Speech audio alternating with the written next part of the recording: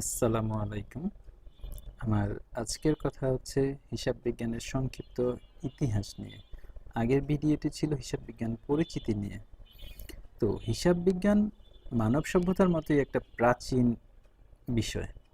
এর বিবর্তনকে কয়েকটি যুগে ভাগ করা যায়। এক, প্রস্তর যুগ।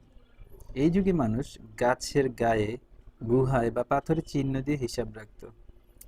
তাদের শিকার করা পশুর সংখ্যা এবং ফলমূলের হিসাব রাখা হতো গাছের গায়ে, গাছের পশুর চামড়াতে দাগ দিয়ে।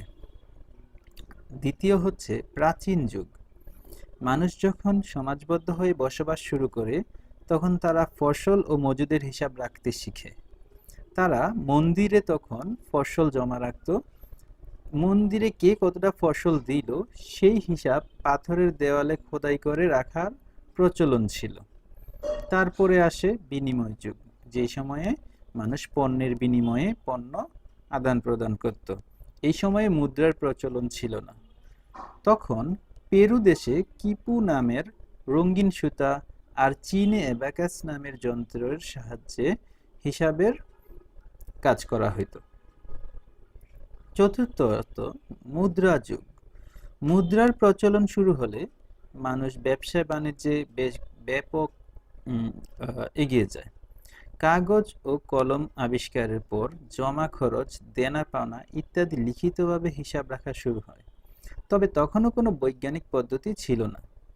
মধ্যযুগ। 1494 সালে ইতালির গণিতবিদ লুকা পেসিওলি হিসাব বিজ্ঞানে বৈপ্লবিক পরিবর্তন আনেন। তিনি দুতরফা দাখিলা পদ্ধতি বা ডাবল এন্ট্রি সিস্টেম আবিষ্কার করেন এবং সুম্মা ডি এরিথমেটিকা বইয়ের এর ব্যাখ্যা দেন। এই পদ্ধতির জন্য তাকে হিসাব বিজ্ঞান ও হিসাব রক্ষণের পিতা বলা হয়। তারপরে আসে 6, আধুনিক যুগ। বিজ্ঞান ও প্রযুক্তির উন্নতির সাথে সাথে হিসাব বিজ্ঞানও উন্নত হয়েছে। হাতে লেখার পরিবর্তে এখন কম্পিউটার ও সফটওয়্যারের মাধ্যমে হিসাব রাখা হয়। এটি সময় ও শ্রম উভয়ই বাঁচায় এবং দ্রুত সিদ্ধান্ত নিতে সাহায্য করে। বর্তমানে হিসাব বিজ্ঞান ব্যক্তিগত, পারিবারিক, সরকারি, বেসরকারি, মুনাফাভোগী, অমুনাফাভোগী প্রায় সব ধরনের প্রতিষ্ঠানে ব্যবহৃত হচ্ছে। বিভিন্ন দেশের মধ্যে হিসাব রক্ষণের সমতা আনার জন্য আধুনিক সময়ে অ্যাকাউন্টিং স্ট্যান্ডার্ড কমিটি নামে একটি আন্তর্জাতিক সংস্থাও তৈরি হয়েছে।